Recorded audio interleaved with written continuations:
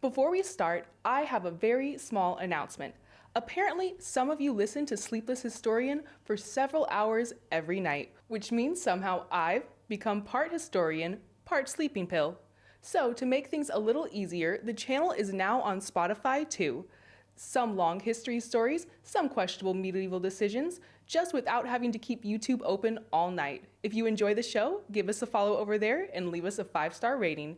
It helps more than you think. The Spotify link is in the description. All right, let's see how long you stay awake tonight. Hey guys, tonight we're stepping into the strange and surprisingly specialized world of work in ancient Egypt, where earning a living could mean anything from guarding tombs and catching birds in marshes to shaving every hair from a priest's body. So before you get comfortable, take a moment, like the video, and subscribe, but only if you genuinely enjoy what I do here. And let me know in the comments where you're tuning in from and what time it is for you. It's always fascinating to see who's joining us from around the world. Now, dim the lights, maybe turn on a fan for that soft background hum, and let's ease into tonight's journey together. Your first job sounds almost suspiciously easy. You carry the pharaoh's sandals. That is essentially the position. You are living in one of history's greatest civilizations. People around you are constructing temples, organizing armies, calculating harvests, producing elaborate works of art, and moving stone blocks that weigh more than your entire house.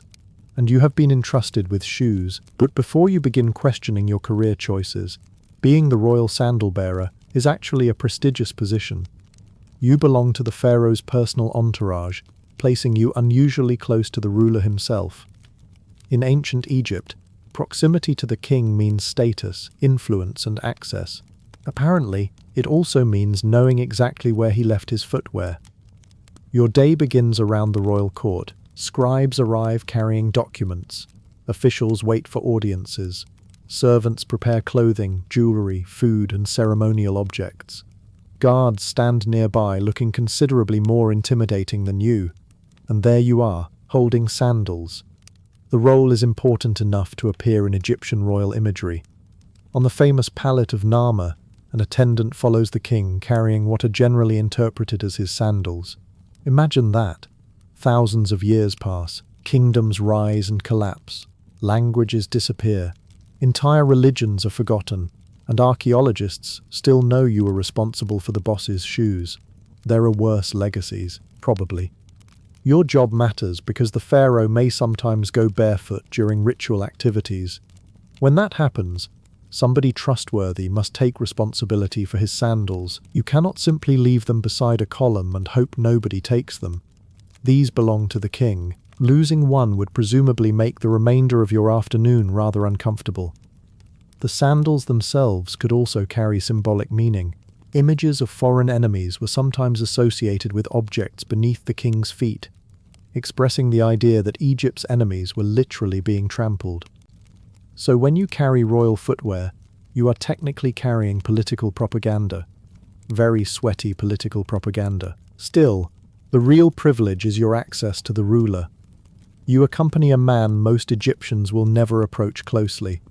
You witness ceremonies, officials, priests, and royal routines from a position near the center of power. Naturally, this also means you should avoid becoming memorable. You want the pharaoh to recognize you as his reliable sandal bearer. You do not want him saying, "Where is my other sandal?" That is the sort of personal attention best avoided in an absolute monarchy. Fortunately, compared with most Egyptian workers, you have done rather well. You are not cutting stone in a quarry. You are not standing waist-deep in the Nile. Nothing is currently trying to eat you. Your primary responsibility is footwear. Enjoy it, because our next worker has a considerably stranger assignment.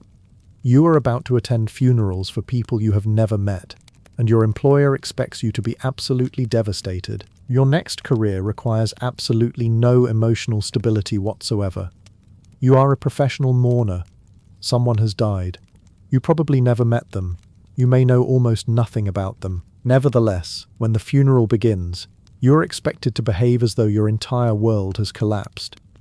Finally, a job where overreacting is part of the qualification. Funerals in ancient Egypt are serious religious events. Death is not viewed simply as the end of life. the deceased must successfully transition into the afterlife, and that requires proper preparation, rituals, offerings, prayers, and mourning. That is where you come in. You join the funeral procession alongside relatives, priests, servants, and other mourners. Your task is to make grief extremely visible. You cry, you wail, you raise your arms dramatically. You might beat your chest, cover yourself with dust, or pull at your clothing and hair. Subtlety is not currently required. If someone watching the procession thinks, "She seems to be handling this rather well," you are probably doing a terrible job. Professional mourning also carries religious significance. Two prominent women in a funerary procession could take on roles associated with Isis and Nephthys, the divine sisters who mourned Osiris. According to Egyptian mythology, Osiris was murdered before being restored through the efforts of Isis and others. His story became deeply connected with Egyptian ideas about death and rebirth. So your performance is not simply paid sadness. You are helping recreate sacred patterns of mourning, which sounds considerably better on a resume. Naturally, wealthier families can afford more elaborate funerals, more offerings, better equipment, more participants, and potentially more grief. You might therefore find yourself mourning an important official with considerable enthusiasm. The family is watching. The priests are watching. Everyone expects devastation. You cannot suddenly stop halfway through because your throat hurts. Imagine explaining that to the deceased's widow. "Sorry, I was extremely heartbroken this morning, but I'm losing my voice." Still, there are advantages. Nobody expects productivity reports. Nobody asks why you're crying at work. And if you're having a particularly miserable day personally, you can simply bring that energy with you. Efficient. Eventually, the procession reaches the tomb. Rituals continue, offerings are presented, and the deceased begins the carefully prepared journey toward eternity. Your performance has served its purpose. You wipe your eyes, you collect your payment, and presumably you go home feeling surprisingly cheerful for someone who has spent the entire day screaming about death. Tomorrow, another funeral may require your services, but at least your next job does not involve pretending to be upset about a tomb. Instead, you are investigating who broke into one. Your next job begins with some extremely inconvenient news. Someone has robbed a tomb. Again, you are a tomb robbery investigator. And unfortunately for you, ancient Egypt contains thousands of tombs filled with precisely the sort of objects thieves enjoy stealing: gold, jewelry, fine linen, furniture, valuable vessels, and occasionally enough treasure to make several generations of your family suddenly forget everything they believe about respecting the dead. Tomb robbery became a serious problem, particularly during periods when Egypt's government was struggling economically or politically. Royal and elite tombs could contain enormous quantities of valuable material, while the people living near the necropolises sometimes knew exactly where those valuables were hidden. This is where you enter the story. When officials discover signs of robbery, you may be involved in inspecting the tomb and determining what happened. Has the entrance been disturbed? Has someone tunneled through the rock? Is the burial chamber intact? Most importantly, where is everything? You carefully examine the damage alongside other officials and scribes. Statements can be recorded, suspects questioned, and accusations investigated. Ancient Egyptian documents actually preserve investigations into tomb robberies, particularly from the later New Kingdom, and some cases become wonderfully complicated.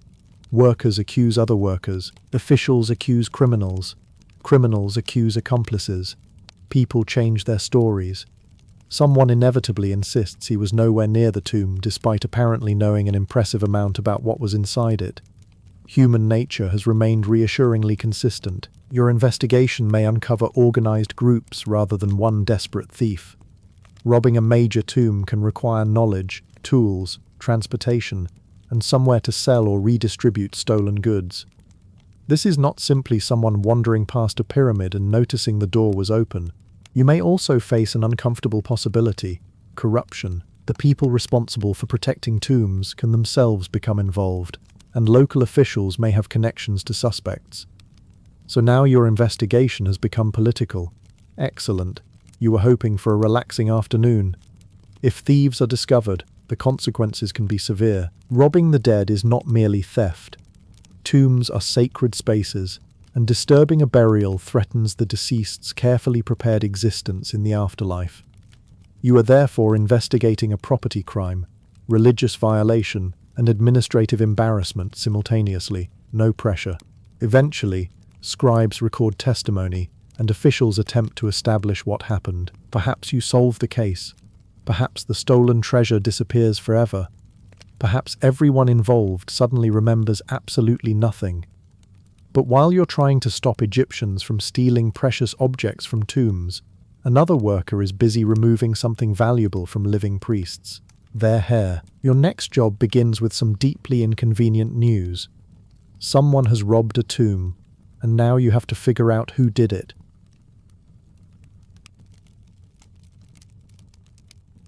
Tomb robbery was a serious problem in ancient Egypt, particularly during periods when political authority weakened and valuable royal burials became extremely tempting targets. A tomb might contain jewelry, precious metals, furniture, expensive linen, oils, vessels, and other objects deliberately placed beside the dead. In other words, Egyptians built secret underground rooms, filled them with treasure, sealed the entrances, and hoped everyone would behave themselves. Everyone did not behave themselves. So imagine that you are an official assigned to investigate. You arrive at the necropolis with other authorities and begin examining suspicious tombs. Has the entrance been disturbed? Has someone cut through the stone? Is the burial chamber intact? If everything looks normal, excellent. If you discover a hole in the wall, your afternoon has just become considerably longer. Ancient Egyptian records actually preserve investigations into tomb robberies. Particularly famous documents from the late New Kingdom describe officials inspecting royal and private tombs, questioning suspects, recording testimony, and determining which burials had been violated. So your work can become surprisingly bureaucratic. Even grave robbing produces paperwork. You may inspect a tomb and carefully record whether it remains undisturbed. If thieves have entered, you need to determine what disappeared and how they gained access. Then come the suspects. These might include workers familiar with the necropolis, local inhabitants, or people who somehow possess an unusually detailed understanding of where wealthy dead people keep their gold. A little suspicious. Unfortunately, corruption can make your job harder. Tomb robbers sometimes require inside knowledge, and officials themselves could become entangled in accusations. You therefore operate in a world where the people responsible for protecting tombs may occasionally know precisely how to rob them. Very efficient system. Your investigation might involve interrogations and confessions. Ancient Egyptian justice could be harsh, and questioning suspected criminals was considerably less comfortable than a modern conversation across a desk. Eventually, you produce records describing what happened. Perhaps the tomb remains intact. Perhaps thieves entered but failed to reach the burial. Or perhaps you discover the worst possibility. The chamber has been opened, valuables removed, and even the mummy disturbed in the search for precious objects hidden among its wrappings. Thousands of hours went into preparing someone for eternity. A thief needed considerably less time to undo the arrangement. And once your investigation is complete, you can only hope the remaining tombs stay sealed, because our next worker isn't protecting the dead. You are shaving the living, and unfortunately for you, your customer wants absolutely everything removed. Your next job requires a steady hand, a sharp razor, and absolutely no awkwardness about personal space. You are a temple barber, and your customers want everything shaved.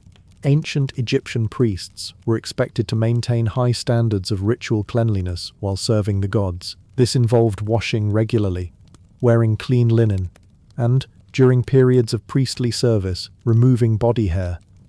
Not just the beard, not just the head, body hair. So while other craftsmen are carving statues of gods and scribes are copying sacred texts, you are standing beside a priest with a razor, thinking about how unexpectedly specific your career has become. Your customer probably takes this very seriously. You should too. Egyptian temples are considered houses of the gods. Priests enter sacred spaces, present offerings, burn incense, recite rituals, and care for divine images. Purity is essential when approaching these spaces. Hair creates problems. Apart from ritual concerns, Egypt has lice. Lots of opportunities for lice. Removing hair makes it easier to remain clean and reduces the number of comfortable places where parasites can establish permanent residence. Unfortunately, ancient Egypt has not yet invented the electric razor. You work with blades made from materials such as copper or bronze. Archaeologists have discovered Egyptian razors in several forms, and shaving clearly forms an important part of Egyptian grooming. So you begin. The priest sits down. You shave his scalp. Then you continue. At some point you probably realize that barber school did not adequately prepare you for temple employment. Still, your work carries religious importance. A priest preparing for service cannot simply wake up, splash some water on his face, and wander into the sanctuary looking slightly tired. There are standards. The gods apparently appreciate presentation. And your profession extends beyond temples. Wealthy Egyptians also care greatly about grooming. Men may shave their faces or heads, while elaborate wigs can replace natural hair, which creates one of history's more impressive industries. First, someone pays you to remove the hair. Then someone else sells them hair to put back on. Commerce has peaked. You may serve private customers, officials, or members of elite households, but temple work places you particularly close to Egypt's religious world. One small mistake with the razor, however, and your customer may begin his sacred duties with considerably more blood than expected. So your hands remain steady. The final hairs disappear. Your priest is clean, smooth, and prepared to approach the gods. You put away your razor, a respectable day's work, and tomorrow you will probably do it again. But our next worker has a client who is considerably more difficult to shave, mostly because it is a crocodile. Your next employer is powerful, sacred, unpredictable, and capable of removing your arm. You are a crocodile keeper. In ancient Egypt, crocodiles are not simply dangerous animals lurking in the Nile. They are closely associated with Sobek, a powerful god connected with the Nile, fertility, strength, protection, and military power. Sobek is represented either as a crocodile or as a man with a crocodile's head. Subtle symbolism was apparently unnecessary. In places where Sobek's cult is especially important, such as parts of the Fayum, sacred crocodiles can be kept in connection with temples, and somebody has to look after them. Congratulations, that's you. Your morning begins by approaching an animal perfectly designed to make you reconsider every decision that brought you here. The crocodile needs food. You are holding the food. This relationship requires clarity. Sacred animals can receive remarkably elaborate treatment. Ancient accounts describe crocodiles being fed and adorned, and archaeological evidence demonstrates just how important crocodiles became within Egyptian religious practice. Huge numbers were eventually mummified as offerings, but yours is currently alive, a small administrative inconvenience. You may help provide fish, meat, and other food while ensuring the animal remains cared for within its sacred environment. Wealthy worshippers might visit. Priests perform religious duties. Offerings are presented. Everyone admires the sacred crocodile. You are probably the only person present carefully watching its mouth. Because divine or not, it remains a crocodile. There is no theological argument that makes those teeth less effective. You also cannot treat it like an ordinary pest. Killing a crocodile associated with Sobek in an important cult center would rather defeat the purpose of having a sacred crocodile. So if it becomes difficult, you cannot simply complain that the temple pet is behaving badly. Technically, you are the employee. It outranks you. Some sacred animals could be ornamented and treated almost like living manifestations of divine power. The result is one of the strangest contrasts in Egyptian religion. An animal feared in everyday life could simultaneously become an object of reverence, and fear certainly makes sense. Ordinary Egyptians living around the Nile know crocodiles are dangerous. Fishermen, boatmen, and anyone entering the water have good reasons to respect them. You, however, voluntarily approach one every working day. Eventually, feeding time ends. The crocodile is satisfied. You still possess the same number of limbs you arrived with. Excellent performance. You can go home. But when sacred crocodiles and other holy animals eventually die, Egypt still has work for them, because your next job involves preparing animals for eternity, and somehow you are about to discover that mummifying a cat can become an entire industry. Your next job begins when the crocodile keeper's job ends. The animal is dead. Unfortunately, this does not mean everyone gets the afternoon off. You are a sacred animal mummifier, and ancient Egypt has an extraordinary number of animals requiring your professional attention. Cats, dogs, ibises, falcons, crocodiles, snakes, fish, baboons. If it has a connection with a deity, there is a reasonable chance somebody eventually decides it should be wrapped in linen. Your workplace therefore looks less like a funeral home and more like a veterinary clinic where absolutely nobody has made it. Animal mummification becomes especially widespread in later periods of Egyptian history. Some animals are beloved creatures buried alongside their owners. Others are sacred individuals associated with particular gods. But enormous numbers are produced as votive offerings. A worshipper can obtain a mummified animal connected with a deity and dedicate it at a temple or sacred site. Think of it as sending the gods a gift, except the gift is an ibis, and the ibis is dead. Your responsibility is preparing these animals for burial or dedication. Depending on the creature and the quality of the preparation, the process can vary enormously. Some receive careful treatment.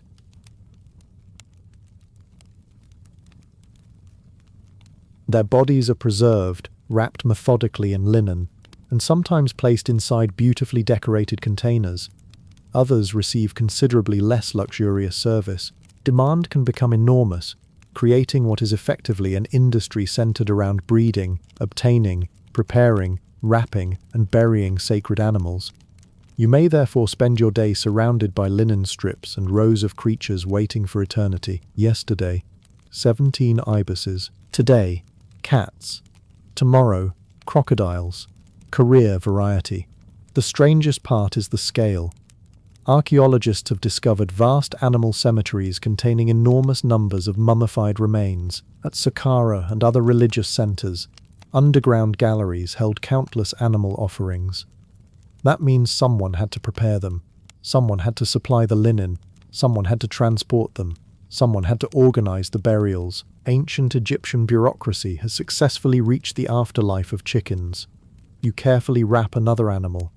Perhaps you arrange the linen into attractive geometric patterns. Better examples can be surprisingly elaborate, turning the mummy itself into a carefully crafted religious object. Your hands need patience, your nose needs courage, and your ability to make conversation at dinner probably needs restraint. Someone asks how work went. Busy, mostly falcons, perfectly normal. Eventually, another wrapped animal joins thousands of others dedicated to the gods. Your shift is finished. But our next worker deals with something even harder to understand than sacred animals: dreams. Because tomorrow morning, someone is going to tell you they dreamed about a donkey, and you are expected to know what that means. Your next job begins when someone wakes you up and announces that they have dreamed about eating a donkey. Naturally, this is now your problem. You are a dream interpreter, and in ancient Egypt, dreams can be taken seriously as possible messages, warnings, or glimpses into forces normally hidden from the waking world. People do not necessarily dismiss a strange dream by blaming dinner. They may want an explanation, and you are expected to provide one. Egyptian evidence includes surviving dream manuals, most famously a papyrus now known as the Chester Beatty Dream Book. It contains descriptions of different dreams followed by interpretations declaring them good or bad. The system can be wonderfully specific. You might hear that someone saw themselves performing a particular action, encountering an animal, looking at something unusual, or experiencing an event that makes absolutely no sense once they wake up. You then consult established interpretations. Your client waits nervously. You try to look like a person who understands why his subconscious has spent the night showing him geese. Confidence is important. Some dreams are considered favorable and promise prosperity, health, status, or other desirable outcomes. Others are bad, very bad, which creates an interesting customer service dilemma. A nervous man arrives hoping you will tell him that his strange dream means wealth is coming. Instead, your interpretation suggests trouble. There is no ancient Egyptian equivalent of saying, well, dreams are subjective. The text says bad, so bad it is. Dreams can also intersect with religion. Egyptians believe divine beings may communicate through dreams, and people sometimes seek supernatural assistance while sleeping. In later periods especially, individuals might sleep in sacred environments, hoping for divine guidance or healing. This means your profession sits somewhere between scholarship, religion, and telling frightened people what their nighttime nonsense means, a remarkably durable business model. You also need knowledge. You cannot simply invent interpretations whenever someone arrives. Otherwise, I dreamed about a crocodile. Good. My house burned down afterward. Different crocodile. Not ideal for your reputation. So you learn traditional interpretations and the symbolic associations surrounding particular experiences. By evening, you may have explained several dreams. One person leaves relieved. Another leaves concerned. A third probably regrets asking. Then you finally return home and fall asleep yourself. Hopefully, you dream about absolutely nothing, because tomorrow you are leaving the mysterious world of dreams and entering the royal court again. Your next assignment is much easier to understand. The pharaoh is hot. You have a giant fan, and apparently this qualifies you for one of the most prestigious titles in Egypt. Your next job begins with a national emergency. The pharaoh is warm. Fortunately, you have been trained for this. You are a royal fan bearer, and your responsibility is exactly what the title suggests. You remain near the king, carrying a large ceremonial fan, helping provide shade and airflow, while also looking suitably important, which you are, surprisingly important. Being a fan bearer at the royal court is not simply the ancient Egyptian equivalent of standing beside someone with a palm leaf. Titles associated with fan bearing could belong to high-ranking officials and individuals trusted by the king. So you may possess considerable status. You just happen to demonstrate that status while carrying an enormous fan. Your working environment is certainly better than a quarry. You move through palaces and ceremonial spaces. You stand near officials most Egyptians will never meet. You may accompany the ruler during important occasions and processions. The difficulty is that you are standing close to the pharaoh, very close. This is not the place to become distracted. You cannot begin enthusiastically fanning the chief priest because you were thinking about lunch. Your entire professional purpose is currently standing 3 feet away wearing a crown. Keep your eyes on him.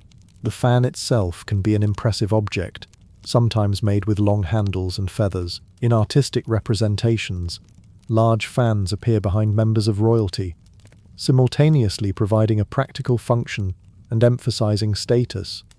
Because apparently even air becomes more prestigious when the king receives it first. Imagine your daily performance review. His Majesty experienced a slight breeze at approximately midday.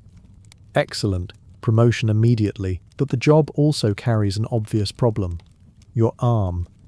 You are holding a large fan repeatedly for long periods, and there is no discrete moment when you can announce that your shoulder needs 5 minutes. The pharaoh does not stop being hot because you have developed a cramp.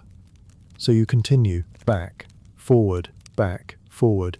You may begin wondering whether hauling limestone would at least involve occasional changes in movement. Still, your position places you among the fortunate few who can approach royalty.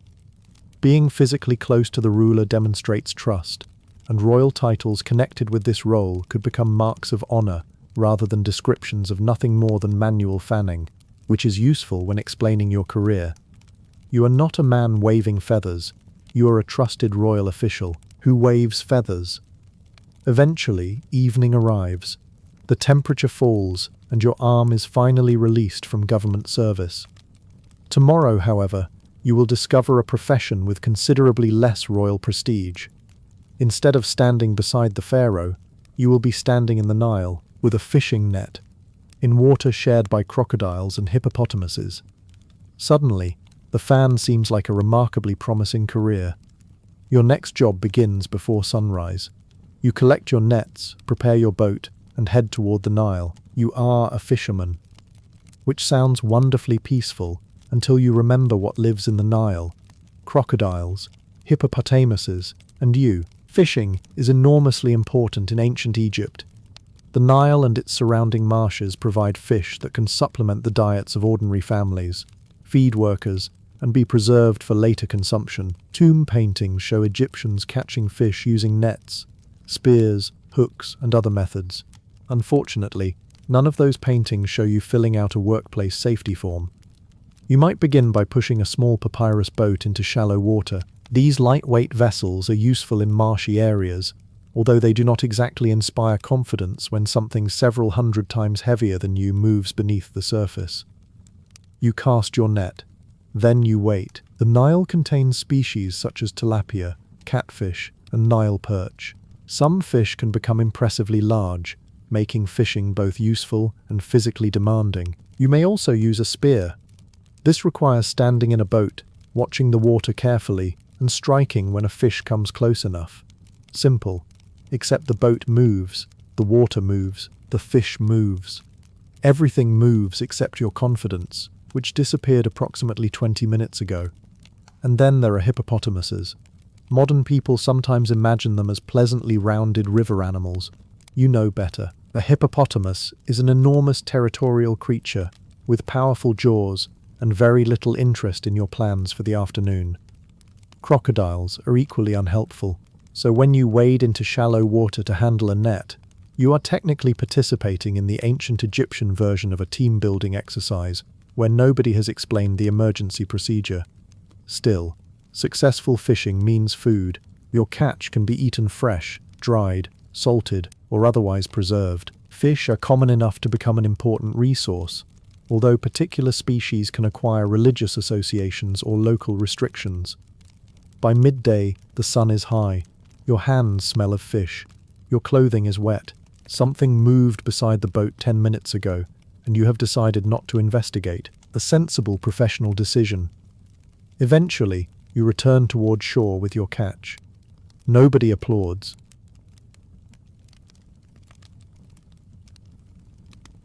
There is no magnificent inscription celebrating your achievement. The pharaoh will probably never know your name, but families need food, and Egypt's enormous civilization depends just as much on workers like you as it does on kings and priests. Tomorrow, however, you are staying near the marshes. Only this time, you are looking upward, because your next job involves catching birds, preferably before they realize what you're doing. Your next job keeps you in the Nile marshes, but today you are no longer interested in fish. You want birds, lots of birds. You are a professional bird catcher, and ancient Egypt has turned the simple activity of bothering ducks into a legitimate occupation. The wetlands surrounding the Nile are crowded with wildlife. Ducks, geese, and other water birds gather among papyrus reeds, providing Egyptians with meat, eggs, feathers, and animals that can sometimes be kept or fattened.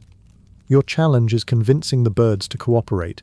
They generally do not. One method involves large nets spread across areas where flocks gather. You work with other men to position the net carefully while trying not to announce your presence to several hundred animals, specifically designed to leave the ground when suspicious. Patience is essential. You crouch among the reeds. You wait. The birds settle. More arrive. Everything is going perfectly. Then someone beside you coughs. Excellent. Your afternoon has become bird watching. When enough birds gather in the correct place, you and your companions pull the net closed, trapping part of the flock. Now comes the peaceful task of controlling dozens of frightened birds simultaneously.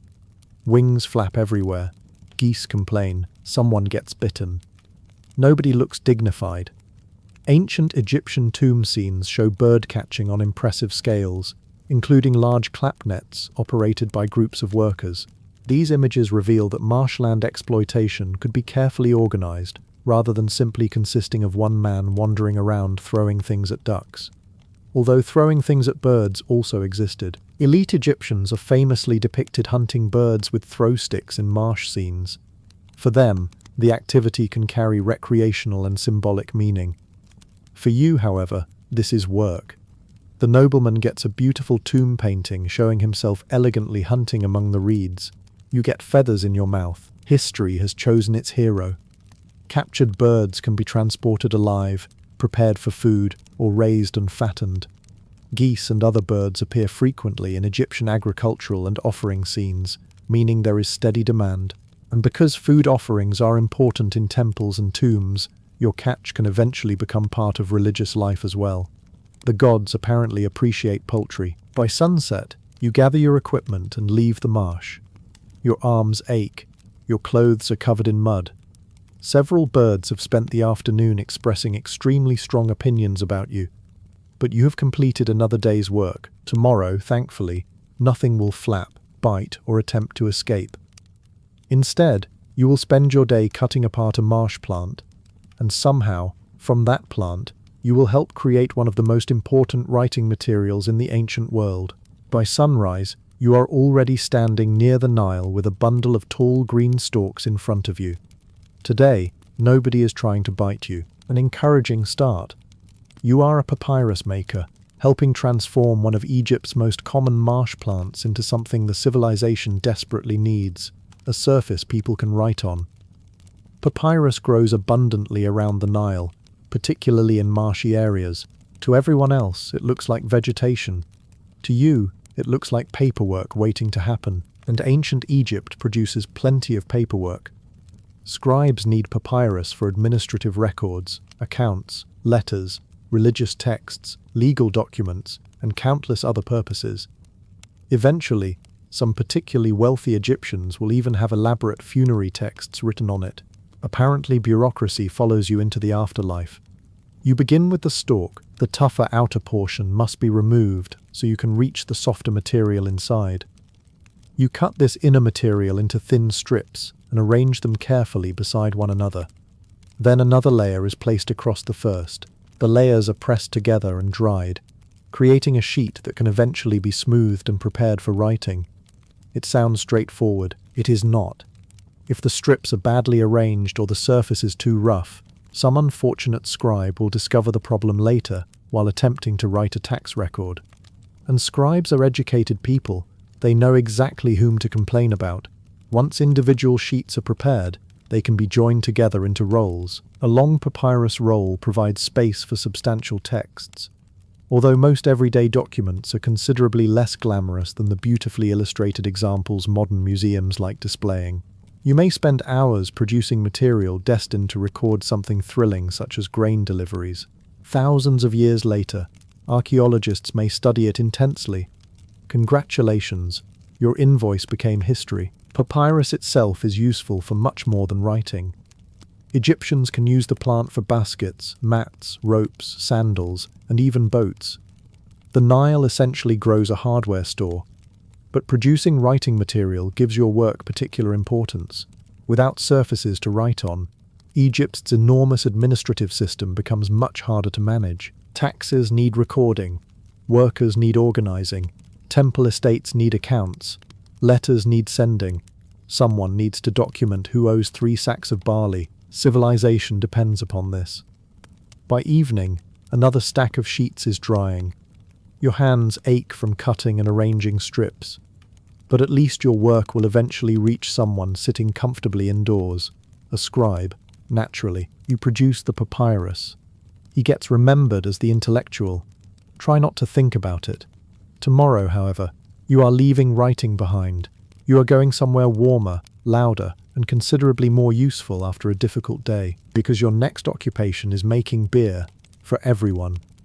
Before the sun has properly climbed over the Nile, you are already surrounded by grain, water, large pottery vessels, and the unmistakable smell of fermentation. You make beer. For once, explaining your profession requires no awkward follow-up questions. Beer is an important part of everyday life in ancient Egypt. It is consumed by ordinary workers, appears in offerings, and can form part of the rations distributed to laborers. So while someone else is carrying the pharaoh's sandals, you are helping produce something much of Egypt actually wants. Your importance is finally undeniable.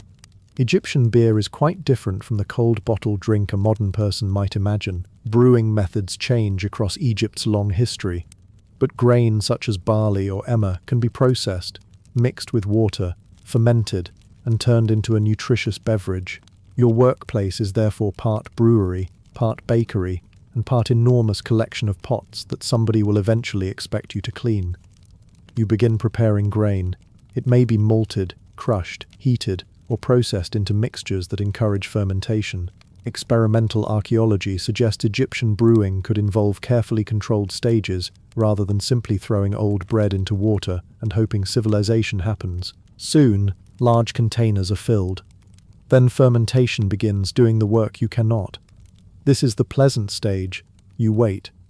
Microorganisms work tirelessly without demanding payment. Ancient Egypt has discovered management. Once ready, the beer can be strained and transferred into jars for storage, transport, or distribution. Some varieties may be thicker and more nutritious than modern beer, making the drink an important source of calories as well as enjoyment. Workers can receive beer as part of their rations. Imagine finishing a day hauling stone beneath the Egyptian sun and being handed your beer allowance. Suddenly, attendance improves. Brewing can also be carried out on substantial scales. Archaeological discoveries have revealed large brewing installations capable of producing impressive quantities, showing that beer production could become highly organized, and naturally, religion wants some too. Beer can appear among offerings presented to gods and the dead. Apparently, eternity is considerably more attractive when refreshments are included. There is even an Egyptian goddess closely connected with beer, Hathor, while stories involving the fierce goddess Sekhmet include enormous quantities of beer used to calm her destructive rage. So beer can feed workers, honor gods, accompany the dead, and occasionally save humanity from an angry goddess. A versatile beverage. By evening, your jars are prepared and another batch is fermenting. You leave smelling strongly of grain and beer. Nobody minds. Tomorrow morning, however, many of the same ingredients will be waiting for you again. But this time you will not be brewing them. You will be baking bread, and after several hours beside an Egyptian oven, you may begin wondering why you did not stay with the beer. The brewery smelled pleasantly of fermentation. Your new workplace smells like smoke, grain, sweat, and the growing suspicion that you have chosen the hottest possible profession in Egypt. You are a bread baker, and bread is everywhere.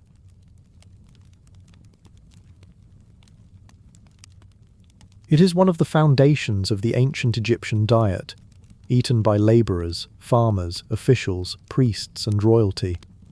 Bread also appears constantly among offerings made to gods and the dead. Apparently, dying does not excuse you from carbohydrates. Your day begins with grain, commonly emmer wheat or barley.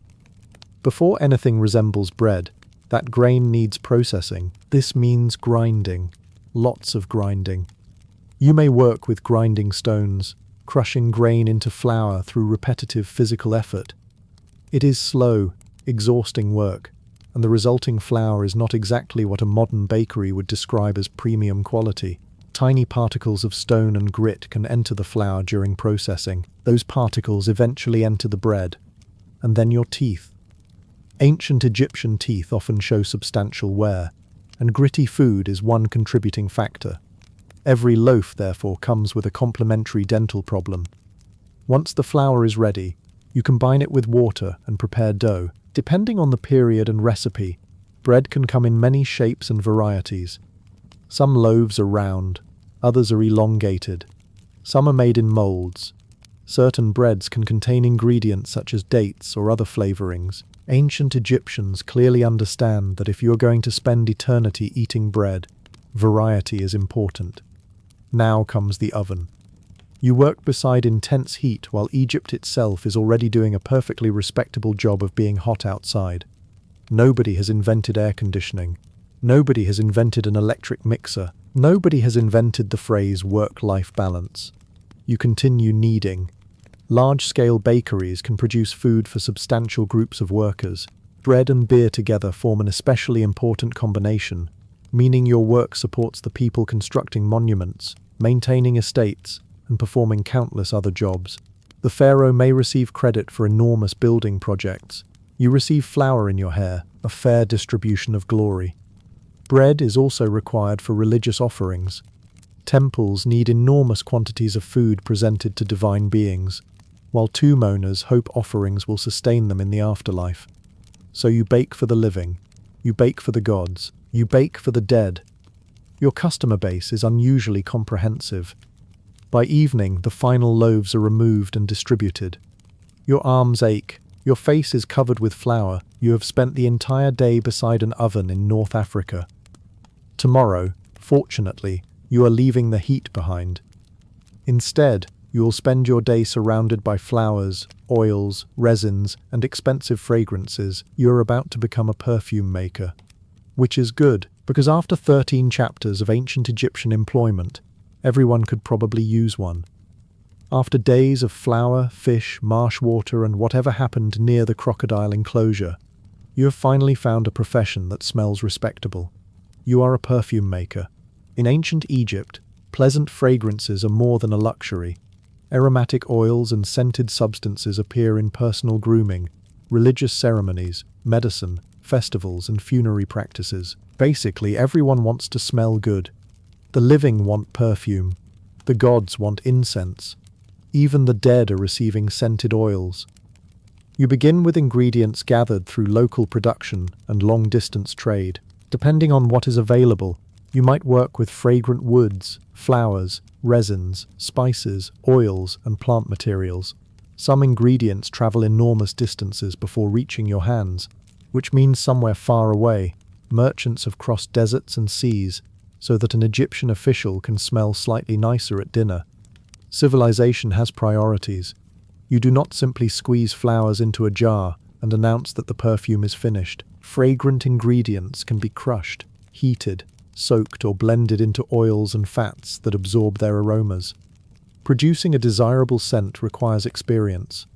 Too little fragrance, and nobody notices it. Too much, and your customer enters the room several minutes before his body does.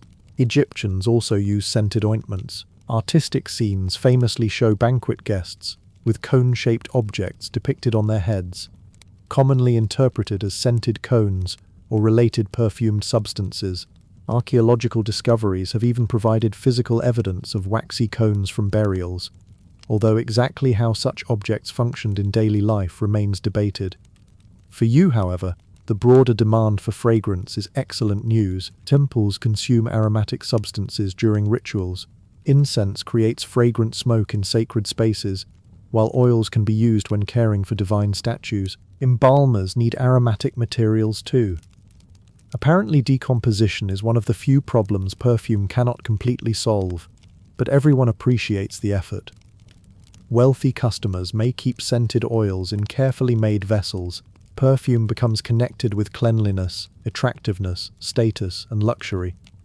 So your workshop can contain ingredients worth considerable amounts of money. You measure carefully, you grind, you blend, you heat, and unlike the baker, you can make the entire neighborhood smell better while working. A rare ancient Egyptian profession that improves conditions for everyone nearby.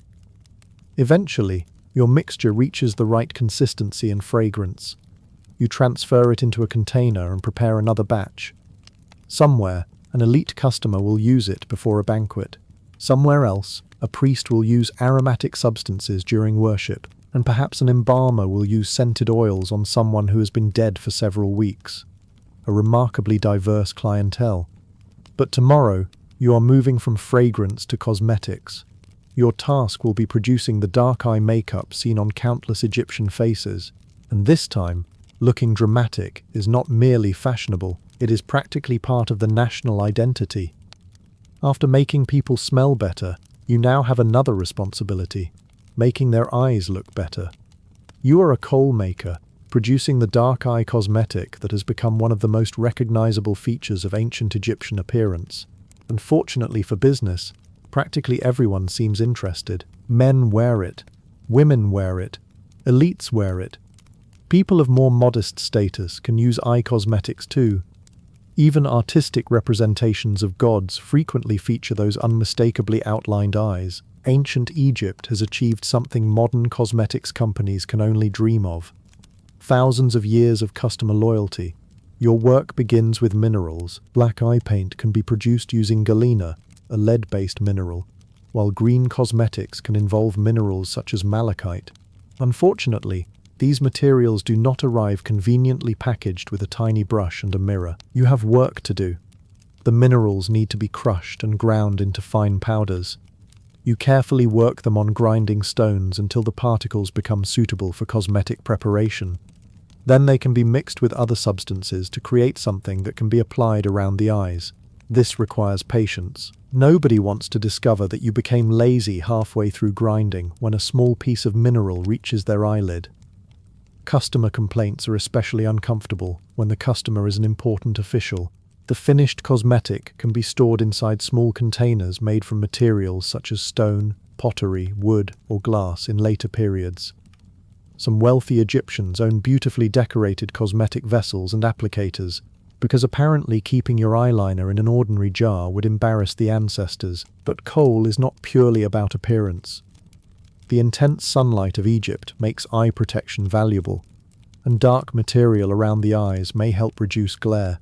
Some Egyptian cosmetic compounds have also attracted scientific interest, because certain lead-based substances, in carefully prepared forms, may have had antimicrobial effects. The Egyptians themselves also connect eye cosmetics with protection and religious symbolism. So when you prepare kohl, you are producing something that can combine beauty, status, tradition, and practical benefits. Not bad for powdered rock. By afternoon, your fingers are covered in dark material. Your workshop is covered in dark material. You touch your face without thinking. Now you are also wearing kohl, free sample. Eventually, another batch is finished and packed into containers. Tomorrow, fashionable Egyptians will carefully apply it around their eyes before going about their day. But some of your customers will encounter a different problem while preparing themselves. They have shaved their heads, and now they want beautiful hair. Fortunately, ancient Egypt has developed the perfectly logical solution. Remove your real hair, then hire someone to make you another set. Welcome to the wig business. Hair has become a problem. Not because your customers lack it, because many of them have deliberately removed it. Ancient Egyptians frequently shave or closely crop their natural hair for cleanliness, comfort, fashion, or practical reasons. Among certain groups, particularly priests during ritual service, shaving can be especially important. Then, having successfully removed their hair, wealthy Egyptians sometimes decide they would like some hair. Just better hair. That is where you come in. You are a wig maker. Your workshop contains bundles of human hair, fibers, tools, and partially completed wigs waiting for customers who have decided nature's original arrangement requires professional improvement. Human hair can be collected and carefully prepared. Depending on the wig, you may clean it, sort it by length, create strands or braids, and attach sections to a foundation. Cheap and simple is possible. Elaborate is also possible.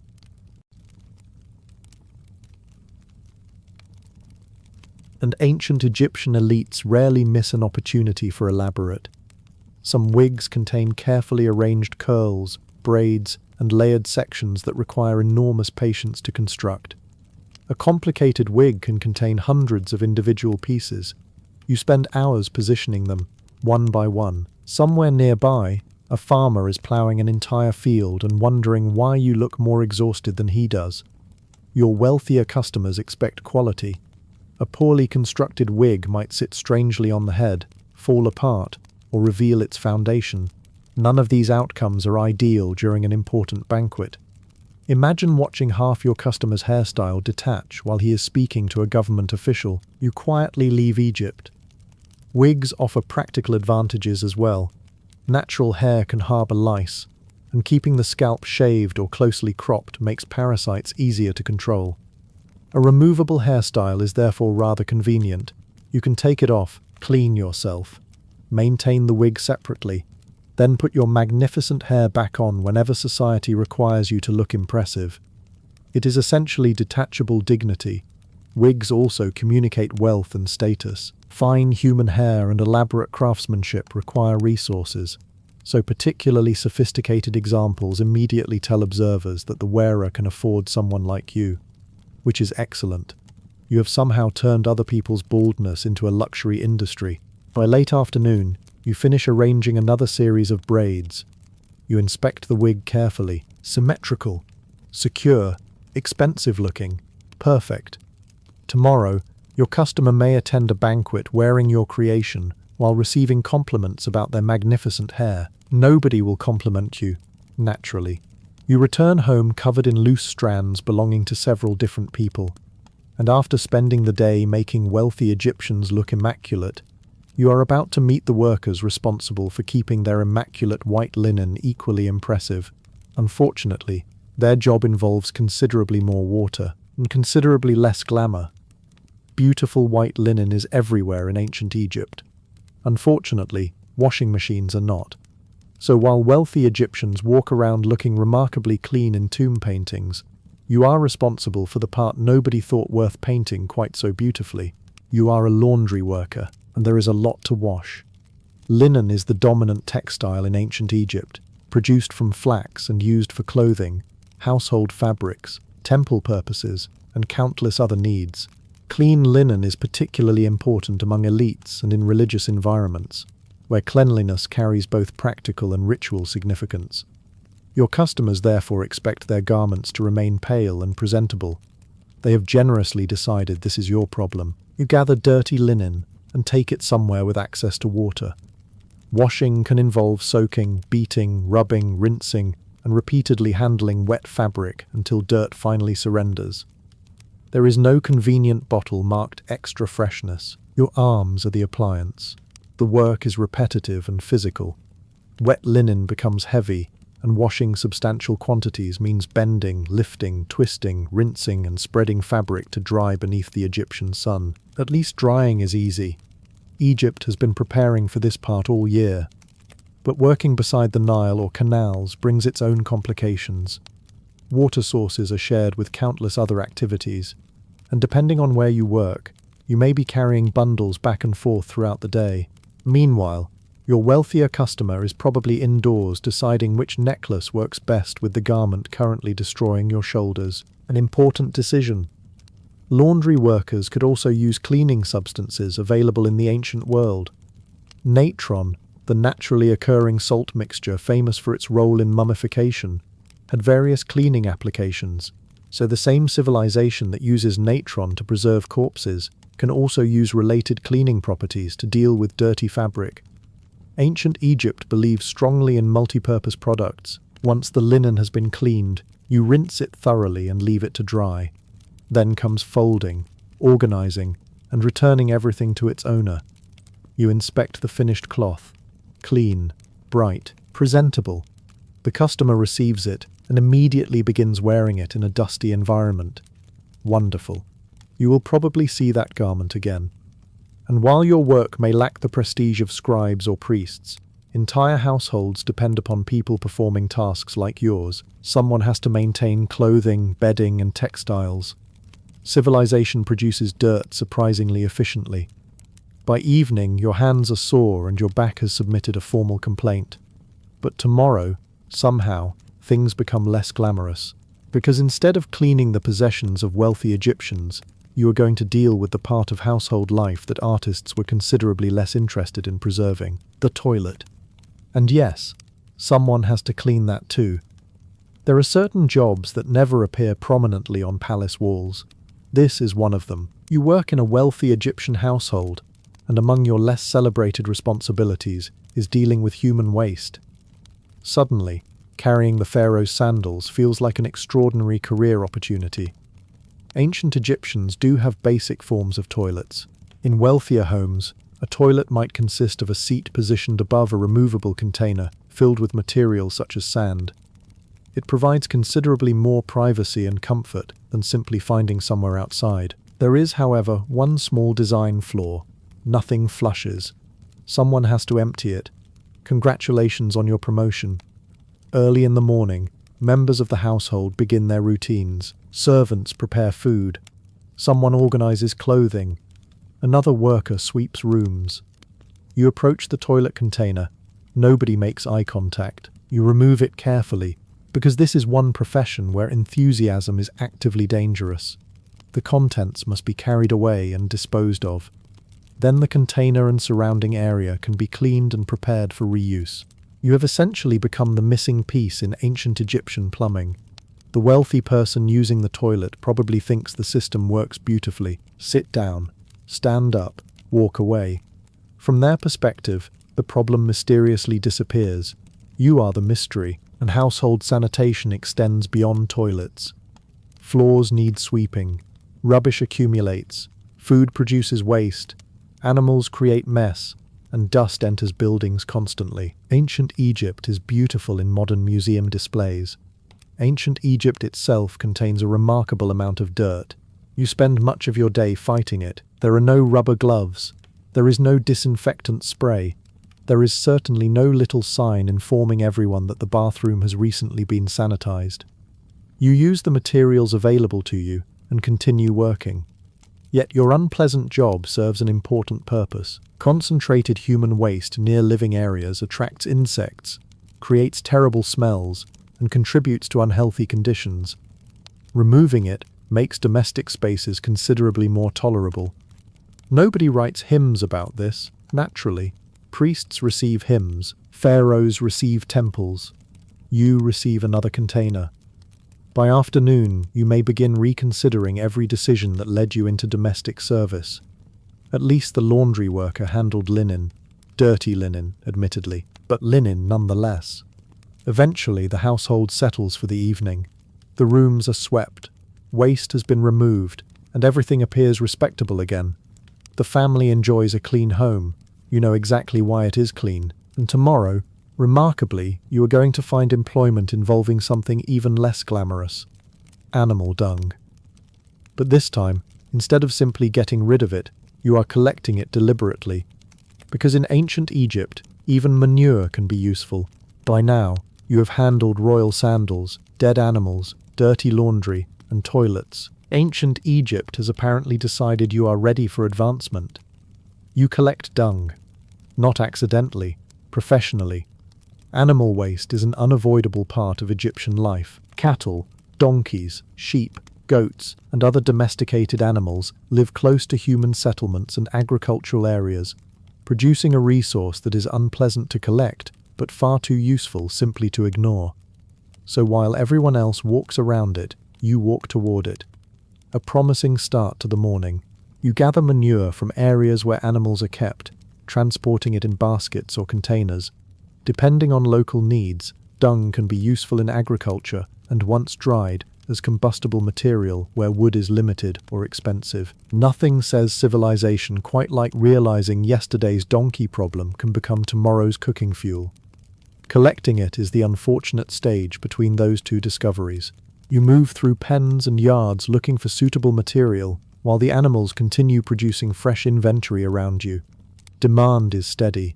Supply is extremely reliable. Your business has excellent fundamentals. Once collected, dung intended for fuel can be dried beneath the Egyptian sun. Here, at least, the climate is working for you rather than against you. Moisture disappears, leaving material that can be stored and burned when needed. It is not glamorous fuel, but fire does not care about prestige. Households need heat for cooking. Workshops need combustible materials for certain activities. Farmers also understand the value of organic waste around agricultural land. Nothing needs to be wasted simply because nobody particularly enjoys touching it. You probably become remarkably practical about the entire process. Visitors wrinkle their noses. You see resources. A donkey walks past. You see future inventory.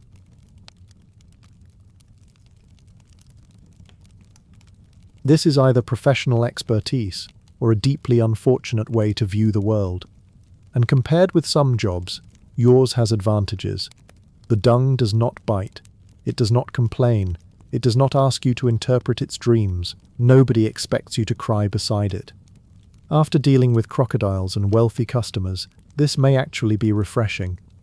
By afternoon, you have collected enough material to transport away for drying or agricultural use. Your clothes smell exactly as expected. Nobody needs to ask how your day went. They already know. You return home and presumably receive a very warm welcome from a considerable distance. Still, your work contributes to the practical economy supporting Egyptian communities. The grand monuments receive attention, but ordinary life depends on thousands of small jobs turning whatever is available into something useful. Even dung, especially dung. And tomorrow, you will discover another material Egyptians have learned to transform into something indispensable: mud. You will mix it with plant material, shape it with your hands, leave it beneath the sun, and produce the building blocks of ordinary Egypt.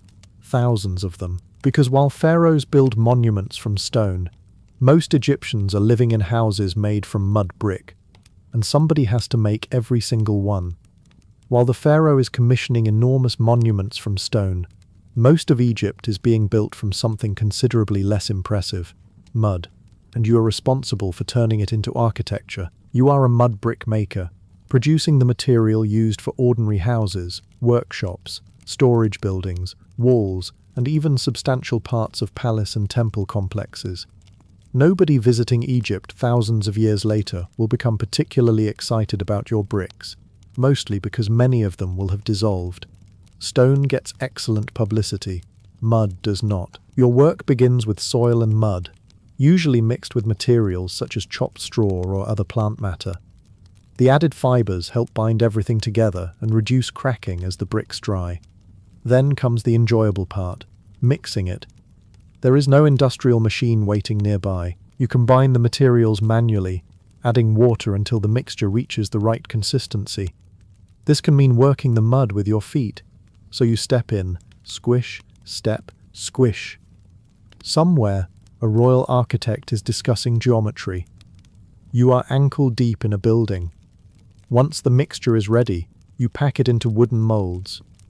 The mold gives each brick a roughly consistent size and shape before being lifted away. Then you repeat the process, again, and again, and again. One brick is not especially useful. Neither are 20. A house requires thousands. A large construction project requires considerably more. Fortunately, you possess one enormous piece of equipment completely free of charge: the Egyptian sun. Fresh bricks can be arranged outdoors and left to dry and harden. No enormous kiln is required for ordinary sun-dried mud bricks.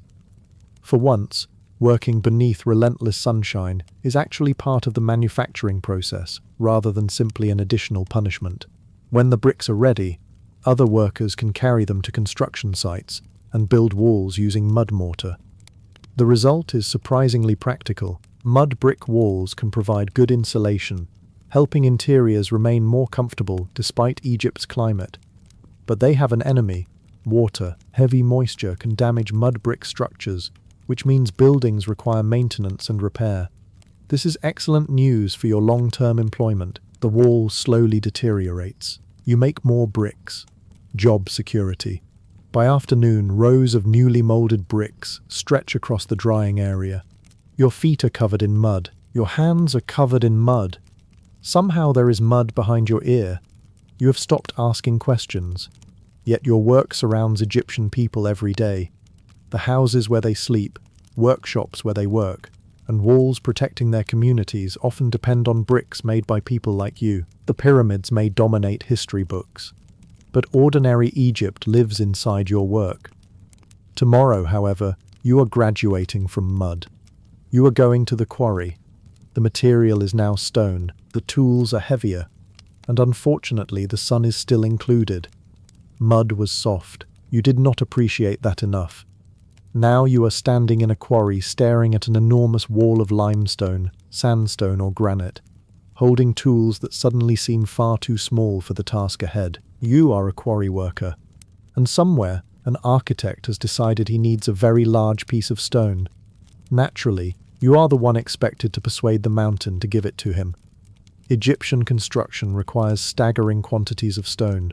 Limestone is used extensively around places such as Giza. Sandstone becomes particularly important for temples in later periods. Granite from the Aswan region is prized for monuments, statues, sarcophagi, and architectural elements. Unfortunately, granite has not been informed that it is supposed to become a statue. You begin by identifying and working around the section that needs to be extracted. Depending on the stone and period, workers can use copper or bronze tools, harder stone pounders, wooden implements, abrasives, and carefully organized techniques to cut and shape material. With softer limestone, your tools have a reasonable conversation with the rock. Granite is less cooperative. For hard stone, Pounding with tough dolerite stones can help break away material. So there you are, hitting a rock with another rock. Thousands of years of Egyptian civilization have brought you to this moment. Keep hitting. The work is exhausting. Dust settles on your skin. Stone fragments scatter around your feet. The sun remains overhead, apparently employed by the quarry as a supervisor. Nobody has shade. Nobody has hearing protection. And the concept of a weekend is offering very little assistance. Eventually, channels and trenches develop around the intended block. Teams of workers gradually separate it from the surrounding stone. Then everyone looks at the enormous block lying there. Excellent. You have successfully created a second problem. Now it has to move. A block weighing several tons does not respond well to encouragement. Workers must coordinate ropes, sledges, ramps, rollers in some contexts, boats, and carefully prepared routes to transport stone toward construction sites. Your job therefore requires more than strength. Large quarrying operations need organization. Supplies must arrive. Tools require maintenance. Workers need food and water. Scribes and supervisors may track progress. Some quarry sites are located deep in hostile desert environments, meaning simply reaching work can become an expedition. You cannot even complain about the commute. The nearest person who cares is 40 miles away. By evening, your shoulders ache and your hands are raw. But another piece of Egypt has been removed from Egypt so that Egyptians can build something on another part of Egypt, efficient. And tomorrow, things become even more unreasonable, because the stone you have extracted is not merely a block, it is an obelisk, and someone has just asked you to move it. The quarry workers have finally finished cutting an enormous piece of stone. Everyone should be celebrating. Instead, someone looks at you and says, "Move it." You are part of an obelisk transport crew, and your assignment is to relocate a single piece of stone that can weigh hundreds of tons. There are no trucks, no cranes, no engines, just ropes, sledges, boats, manpower, and an extremely optimistic supervisor. Obelisks are among ancient Egypt's most spectacular monuments, tall, narrow, and carved from a single piece of stone. They are usually erected in pairs near temple entrances and closely associated with solar symbolism. Many are made from granite quarried around Aswan, so first, workers extract an enormous monolith from solid rock. Then comes your problem. You need to transport it from the quarry toward the Nile. Large Egyptian monuments could be moved using heavy sledges pulled by organized teams.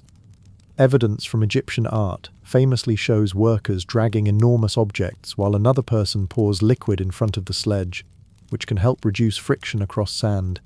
Very clever. Unfortunately, reducing friction does not reduce the fact that you are pulling a giant rock. You take your position beside dozens or perhaps hundreds of other workers. Ropes tighten. Someone gives the command. Everyone pulls. The obelisk moves approximately enough for you to question whether it moved at all. Excellent progress. Again, coordination is essential. If workers pull unpredictably, ropes can fail or the load can shift. The route itself must be carefully prepared. And remember, the object cannot simply be replaced easily. Months or years of work may already be invested in it. Dropping it would be frowned upon. Once the monument reaches the river, another challenge begins. It must travel by boat. Egyptians developed large vessels capable of transporting enormous stone monuments along the Nile. Barges could carry heavy loads while accompanying boats and crews helped manage the journey. You now watch hundreds of tons of granite floating on water. Somebody assures you the calculations are correct. You desperately hope this person was good at mathematics. Eventually, the obelisk reaches its destination. Wonderful. Except it is horizontal.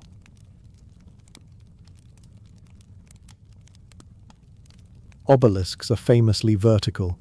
So now workers must somehow raise the monument into position using ramps, ropes, prepared foundations, and carefully coordinated labor. At this point, you begin missing mud bricks. At least when you dropped one of those, nobody informed the priesthood. Finally, the obelisk stands. Priests celebrate. Officials admire it. The pharaoh receives the glory. You receive another assignment. But fortunately, tomorrow you are putting down the ropes. Instead of moving monuments, you will help decorate a tomb. And for once, your most important tool will not be your back. It will be your ability to draw a straight line. After spending yesterday trying to convince several hundred tons of granite to move, today's assignment seems almost civilized. You have been given a brush, measuring tools, pigments, and a wall. You are a tomb draftsman. Your job is to prepare the images and layouts that will eventually cover the walls of Egyptian tombs. Before painters add their colors and sculptors carve elegant reliefs, somebody has to decide exactly where everything goes. That somebody is you, so please do not accidentally give the deceased two left hands. Although Egyptian artistic conventions might occasionally make anatomy seem flexible, your work actually follows careful rules. Figures need to be arranged according to established proportions and conventions. Scenes must fit available wall space. Inscriptions require room, and important individuals need to appear at appropriate scales. You may begin by preparing the surface and establishing guidelines or grids. Using red pigment, you sketch figures, objects, hieroglyphs, and scenes for other craftsmen to follow. Then a more senior artist might inspect your work. Corrections can be made in black, which means ancient Egypt has invented tracked changes. You return the next morning and discover black lines across your beautiful red sketch. Apparently your supervisor has opinions about shoulders. Wonderful. Your subjects can include almost everything Egyptians believe the tomb owner might need or want to preserve symbolically. Farming, fishing, hunting, banquets, servants, offerings, craftsmen, animals, boats, and religious rituals. You might spend the morning drawing someone harvesting grain, then cattle, then a priest, then 30 ducks. Your artistic portfolio is unusually diverse. Royal tombs bring even greater responsibility. Their walls can contain complex religious compositions designed to help the king navigate the afterlife. Accuracy matters because these are not merely decorations, they carry religious meaning. Imagine being asked whether you correctly copied the sacred text required for the pharaoh's eternal existence. You look at the wall, you look at your notes, you quietly check again, probably wise. At places such as Deir el-Medina, specialized communities of craftsmen worked on royal tombs, including draftsmen, painters, sculptors, and other skilled workers. Their surviving sketches and practice pieces reveal people experimenting, correcting mistakes, and occasionally creating informal drawings. Even highly trained ancient Egyptian artists apparently doodled. Humanity remains consistent. By evening, your wall is covered with carefully arranged outlines. Tomorrow, painters and sculptors can transform those lines into finished scenes. Thousands of years later, visitors may stare at the result in amazement. Nobody will know how long you spent getting that one elbow right. But tomorrow, you are exchanging the brush for something even more powerful, writing. You are becoming a scribe, which means, for the first time in quite a while, your job mostly involves sitting down. At last, you have found a job where the primary requirement is not carrying something enormous. You are a scribe. You sit down. Already, this career is showing promise. But becoming a scribe in ancient Egypt requires years of training. Writing is a specialized skill, and Egypt has several scripts used for different purposes, including hieroglyphic writing on monuments and more practical cursive forms such as hieratic. While most workers develop calluses from tools, ropes, and farming equipment, you develop them from holding a reed pen. You are devastated. Your education begins young if you are fortunate enough to receive it. You practice signs repeatedly, copy passages, learn vocabulary, and master the conventions required for administrative work. Mistakes are corrected, then corrected again. Ancient Egyptian school exercises survive with evidence of students practicing their writing, meaning thousands of years later humanity can still inspect someone's homework. There truly is no escape. Once trained, however, your skills open doors. Egyptian administration depends heavily upon record keeping. Grain enters storehouses, workers receive rations, taxes are collected, land is measured, temple estates manage enormous resources. Someone must record all of this. That someone is often you. You carry a scribal palette with spaces for pigments and use reed brushes or pens to write on papyrus. pottery fragments, limestone flakes, wooden tablets, and other available surfaces. Papyrus is valuable, so nobody is wasting a fresh sheet because you need to write 27 jars received. Use the broken pottery. Your assignments can vary enormously. One morning, you record food distributions. Later, you copy a letter. Then an official needs an inventory. After lunch, someone wants a legal document. By evening, you are calculating grain. You have escaped the quarry but somehow entered accounting. Still, scribes could enjoy substantial prestige. Egyptian instructional literature sometimes praises the scribal profession by comparing it favorably with exhausting manual occupations. The message is essentially, study hard, or you may end up carrying things. A surprisingly modern educational strategy. Your literacy also places you inside the machinery of government. Officials depend upon written records, and large institutions cannot function efficiently without people capable of producing and interpreting them. The farmer grows the grain. The worker carries the grain. You write down how much grain there is. Somehow, you have the cleaner clothes. By sunset, you roll up your documents and put away your writing equipment. Your back does not hurt. Nothing tried to bite you. You have had an exceptional day by ancient Egyptian standards. Unfortunately, tomorrow your literacy will make you considerably less popular, because the government needs someone to determine what people owe. And you can write. Congratulations, you are becoming a tax collector. Yesterday, people respected you because you could write. Today, they see you approaching their village and suddenly remember somewhere else they urgently need to be. You are a tax collector. Congratulations on becoming unpopular professionally. Ancient Egypt needs enormous quantities of resources to function. Temples need supplies. Officials need salaries and rations. Workers need feeding. Armies need provisioning. Royal construction projects do not build themselves, despite what the pharaoh's inscriptions occasionally seem to suggest. And because coins are not the normal basis of taxation for much of Egyptian history, people often owe taxes in goods or labor. Grain is especially important, which means you may arrive after the harvest accompanied by scribes and officials to determine exactly how much has been produced and how much belongs to the state. Farmers are delighted to see you, obviously. You inspect fields, crops, livestock, or stored produce, depending on what is being assessed. Measurements are taken and quantities recorded. The farmer explains that the harvest was terrible.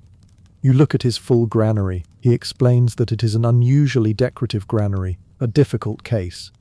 Egyptian administrative records reveal a society deeply concerned with accounting. Grain, cattle, land, labor, and commodities can all be recorded with remarkable care. Nothing escapes bureaucracy, not even goats, especially not goats. Your job can involve working alongside scribes who document what is owed and what has been delivered. If someone cannot provide the required amount, the situation may become unpleasant. Ancient Egyptian artistic scenes sometimes depict officials supervising assessments and punishments. Although such images also serve ideological purposes and should not be treated as photographs of every tax collection, still, nobody wants to be the person explaining missing grain to the government. You probably hear every excuse available. The Nile was wrong. The insects were terrible. The donkey ate something. The neighbor definitely has more grain. The gods are angry. You write everything down. The gods can appeal through the appropriate department. Taxes can also involve labor obligations. The state has enormous projects requiring workers, and compulsory service can help provide manpower for activities ranging from construction to maintaining infrastructure. So even if someone has little wealth, the government may still discover something useful they possess: their time. Remarkably efficient. By afternoon, your records are filling with quantities of grain and livestock. Nobody has invited you to dinner. Strange. Eventually, you leave the village carrying records of what has been collected and what remains owed. Behind you, several farmers suddenly appear much happier. Your work, however unpleasant to the people being assessed, helps keep the enormous Egyptian state operating. Tomorrow, you will remain inside this wonderfully exciting world of agricultural bureaucracy, but you are becoming even more specialized. You will not collect the grain. You will measure it. over and over and over again. Somewhere in Egypt, a farmer has just finished harvesting his grain. He is tired. He is proud. He is hoping nobody from the government appears. Unfortunately, here you come.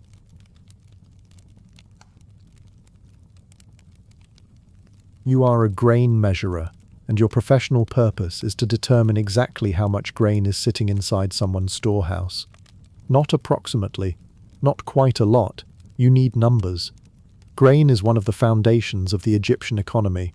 Wheat and barley feed the population, supply bakeries and breweries, support temple estates, provide workers with rations, and can be collected through taxation. That makes measuring it surprisingly important. Your day might take you to a granary where sacks and baskets of grain are arriving from surrounding fields. Workers carry the harvest inside while scribes stand nearby recording quantities. You supervise or perform the measuring. A container is filled. The amount is checked. The scribe records it. Another container arrives.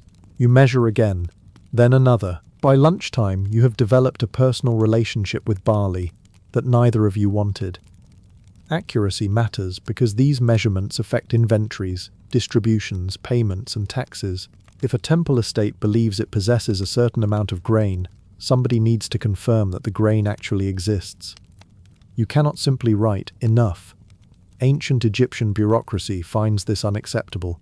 Officials want to know how much entered the granary, how much left, and where it went, which creates another problem: people.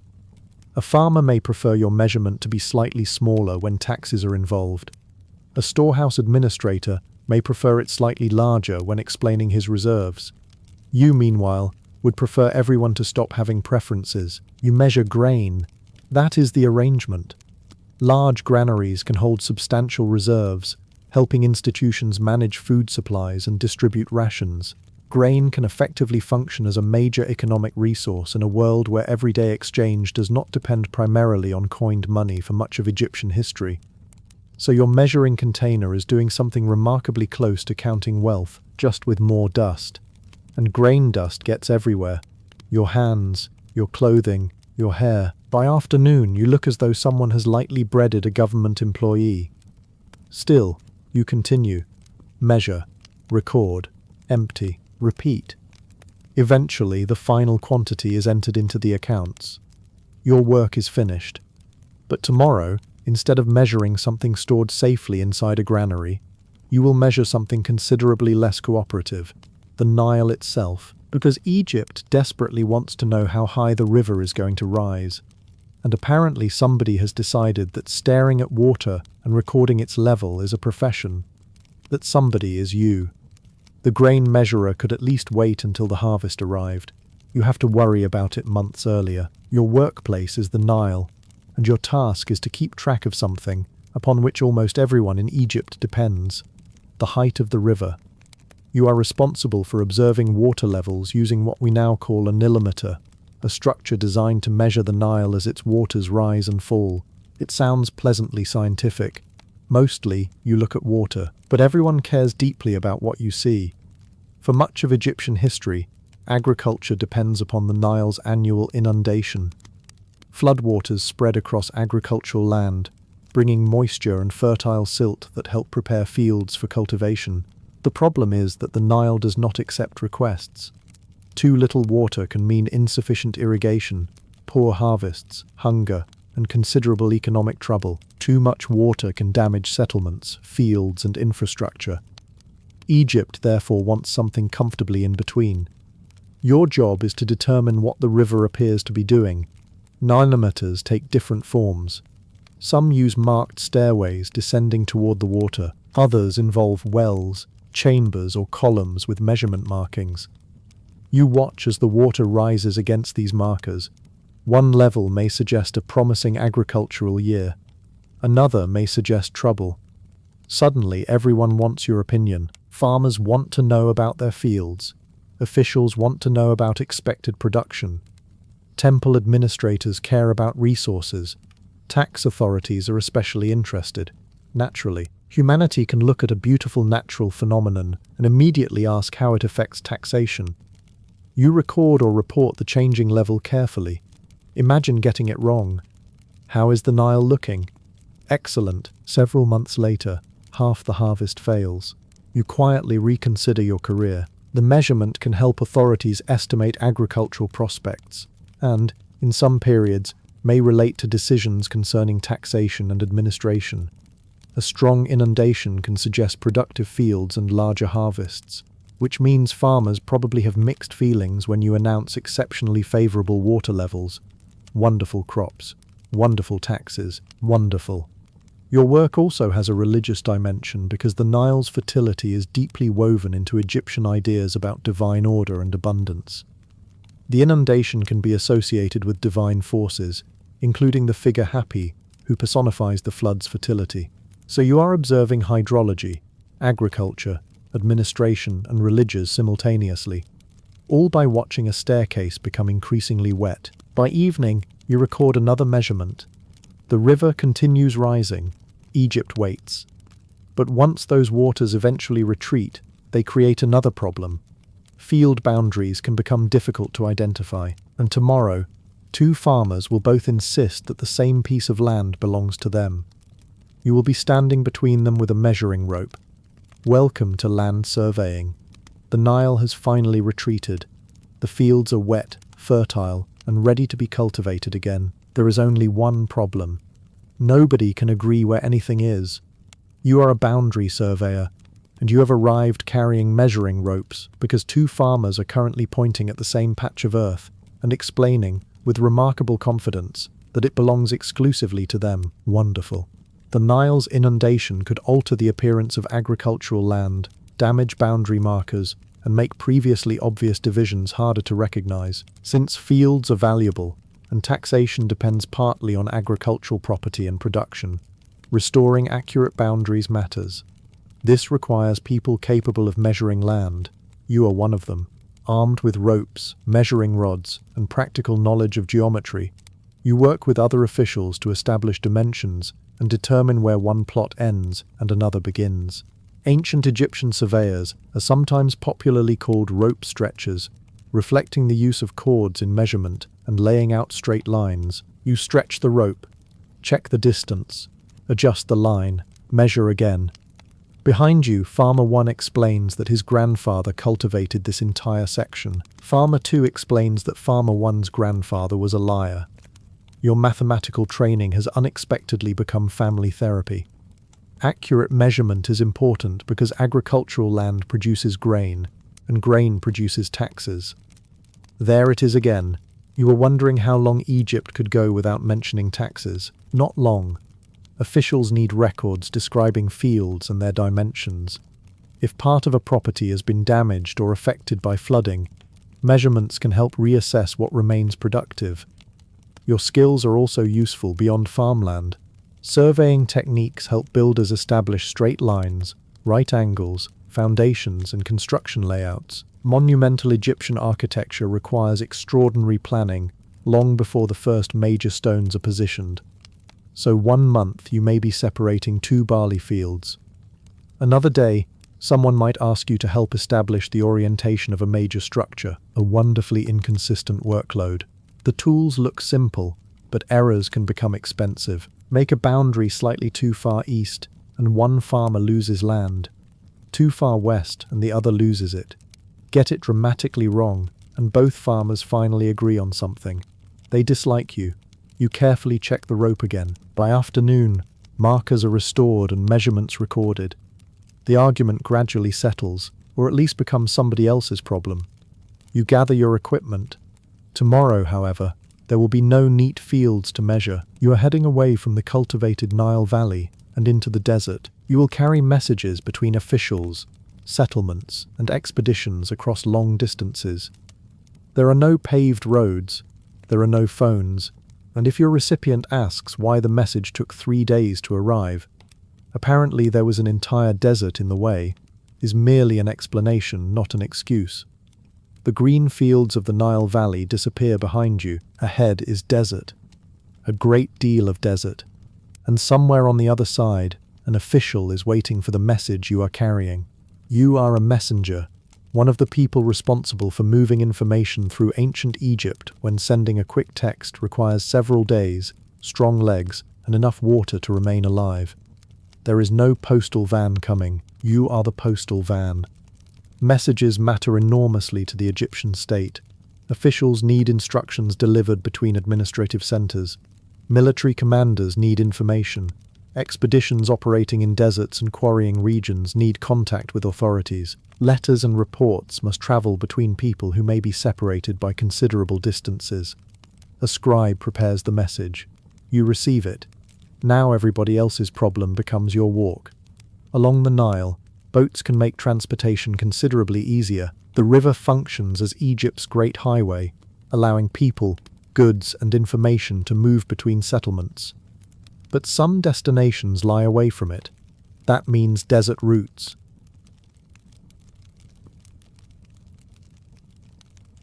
You prepare carefully because the landscape is not interested in whether your message is urgent. Water becomes one of your greatest concerns. Shade is limited. Temperatures can be punishing during the day, while remote routes offer few opportunities to obtain supplies if something goes wrong. You may travel with others when circumstances require it, particularly along routes connected with mining, quarrying, military activity, or trade. Still, the message has to arrive. Imagine finally reaching your destination after days of exhausting travel. The official opens the document. He reads it. He thinks for a moment. Then he begins writing a reply. You stare at him. Surely not. He rolls up the new message. Apparently you are going back. Ancient communication has revealed its cruelest feature. Your work also requires trust. Written information can concern resources, orders, personnel, or government affairs. The sender needs confidence that you will actually deliver it to the correct person. Losing a message is embarrassing. Losing yourself is worse. So you learn routes, stopping places, water sources, and landmarks.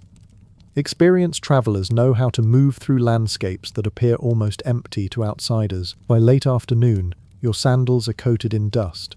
The horizon seems personally offensive, but eventually, you reach your destination and hand over the message. Mission accomplished. For approximately 5 minutes. Tomorrow, you will return to those same desert roads, but thankfully you will not be carrying everything yourself. A donkey will help. This sounds like an improvement. It is, until the donkey develops an opinion about where it would like to go. For once, you are not carrying the supplies. The donkey is. This feels like progress. You are an expedition donkey driver, responsible for guiding pack animals along the desert routes connecting the Nile Valley with mines, quarries, ports, and distant settlements. Your donkey carries water, food, equipment, tools, and whatever else the expedition cannot conveniently leave behind. You carry responsibility for the donkey, a less predictable burden. Donkeys are enormously useful in ancient Egypt. They can transport goods across terrain where boats are useless and wheeled transport is impractical. Long before camels become common in Egypt, donkeys are doing much of the exhausting overland work. They are hardy, they are dependable, they are also donkeys. Your morning begins with loading. This requires balance. Put too much weight on one side and the load shifts. Tie something badly, and several hours later you may discover that an important sack disappeared somewhere behind you. Your supervisor will ask where it went. The donkey had other ideas, is unlikely to satisfy him. Once everything is secured, the caravan begins moving. Desert expeditions can travel toward valuable mining and quarrying regions, including areas producing gold, stone, and other resources. Other routes connect Egypt with the Red Sea and neighboring lands. None of these destinations have convenient roadside services. Water must be carefully managed. Food must last. Animals need rest. And you need to keep your donkey moving in approximately the same direction as everyone else. Sometimes it stops. You pull gently. Nothing. You encourage it. Nothing. You reconsider your authority within this relationship. The donkey continues standing there. Technically, the pharaoh rules Egypt. Out here, this donkey appears unconvinced. Eventually it moves, probably because it has decided that continuing was its own idea. Excellent. You follow. Despite the occasional disagreement, these animals make difficult expeditions possible. A human can carry supplies, but a pack donkey greatly increases how much equipment and food can move across long distances. That makes your skill important. You need to understand the animals, recognize exhaustion, manage loads, and keep the caravan together. Lose one donkey, and you may lose essential supplies. Lose several, and your expedition suddenly becomes a survival story. By evening, camp is established. You unload the animals, check their condition, and prepare for another day on the route. The donkey looks exhausted. You look exhausted. For the first time today, you agree completely. But the destination ahead explains why everyone is enduring this journey.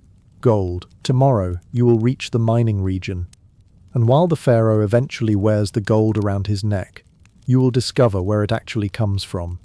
Deep in the desert, under brutal conditions, and, naturally, nowhere near the people who get to enjoy it. After days crossing the desert, you finally reach the reason everyone bothered coming out here. Gold. Unfortunately, it is still inside the ground.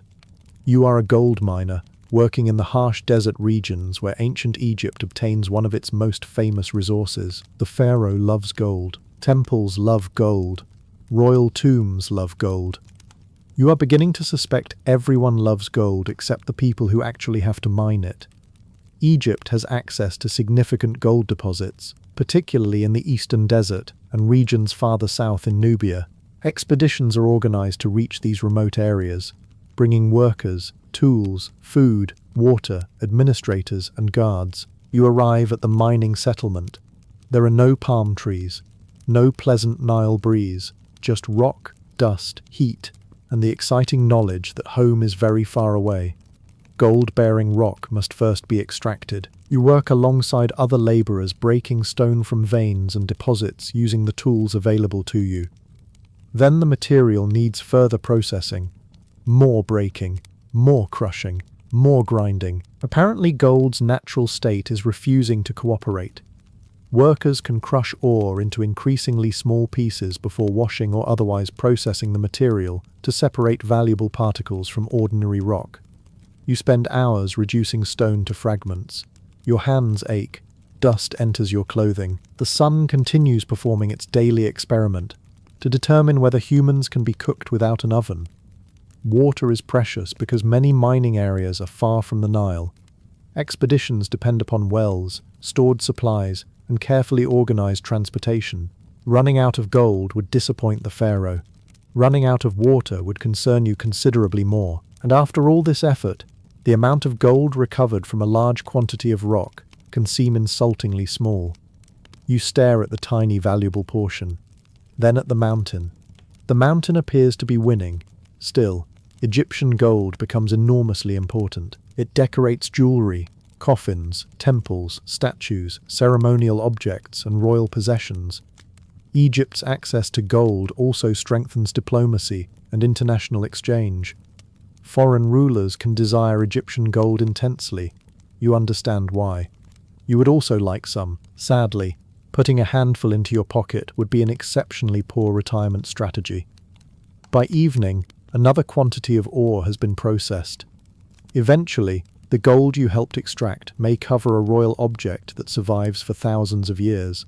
Visitors in a distant museum will stare at it and admire the astonishing wealth of ancient Egypt. Nobody will think about you sweating in the desert. Typical.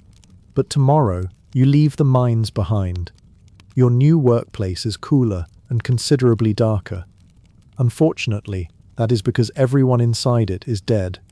You are about to become an embalmer. The gold miner spent his day surrounded by valuable things he could not keep.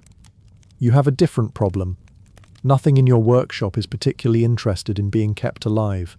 You are an embalmer, one of the specialists responsible for preparing the dead for their journey into the afterlife. And there is quite a lot to prepare. For ancient Egyptians, preserving the body can be enormously important. Death does not simply erase a person. The deceased hopes to continue existing in another form, and the physical body remains connected with this process. Unfortunately, bodies have one irritating habit after death. They decompose. Your entire profession exists to disagree with this. When a body arrives, it can first be washed and prepared. Depending on the period, wealth of the deceased, and quality of the treatment purchased. The process varies considerably. The wealthy naturally receive the premium eternity package. Death has not abolished social class. Internal organs may need to be removed because leaving them inside encourages decomposition. The lungs, liver, stomach, and intestines can be treated separately, and, in many periods, associated with protective funerary traditions involving what we call canopic jars. The heart is usually treated differently. Egyptians consider it central to thought, personality, and moral identity. In funerary belief, the heart may eventually face judgment in the afterlife, so you generally want that staying where it belongs. The brain receives less flattering treatment. In some methods, brain tissue can be removed through the nose. You perform delicate work using instruments through the nostrils, which is probably the moment when you stop mentioning your profession during dinner. Next comes natron. The body is covered or packed with this naturally occurring salt mixture to draw out moisture. Drying is essential because moisture encourages decay, so the deceased remains in treatment for an extended period. Your customer is extremely patient. Once sufficiently dried, the body can be treated with oils and resins before wrapping begins. And wrapping is not simply throwing linen around someone until you run out.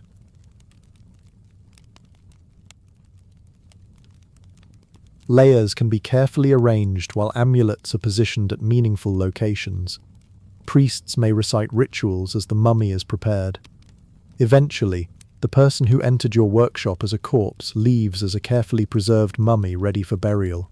You have fought decomposition using chemistry, craftsmanship, religion, and an extraordinary quantity of linen, and somehow you won, mostly. But there is one stage of this process we passed over rather quickly. Removing the organs requires someone to make the first incision, and according to later descriptions of Egyptian embalming, that particular task could belong to a very unusual specialist. Tomorrow, you are holding the knife, and immediately after using it, everyone may start throwing stones at you. There is one particular moment during mummification when everyone suddenly becomes very interested in blaming somebody else. That somebody is you. You are the cutter, the specialist responsible for making the incision through which certain internal organs can be removed from the deceased. It is an important job. It is a necessary job. And according to the much later account of the Greek historian Diodorus Siculus, everyone may chase you away afterward while throwing stones at you. Excellent workplace culture. The process begins after the body has been prepared for embalming. To preserve it properly, organs such as the liver, lungs, stomach, and intestines may need to be removed. Unfortunately, the human body does not come with a convenient little door. You have to make one. According to Diodorus, a specialist he describes as the slitter, makes an incision in the side of the corpse using an Ethiopian stone. Once the cut has been made, other embalmers can remove and treat the organs. Your contribution may take only moments, yet those moments carry an uncomfortable religious problem. The body is sacred. Deliberately cutting it is therefore potentially polluting or offensive, even though the entire preservation process requires somebody to do exactly that. Ancient Egypt has created the perfect bureaucratic solution. Have one person perform the necessary act, then blame him for performing it.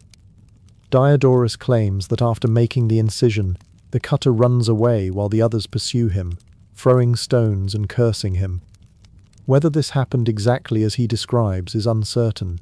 Diodorus was writing many centuries after the great age of Egyptian mummification, and his description should not automatically be treated as a perfect guide to practices across thousands of years.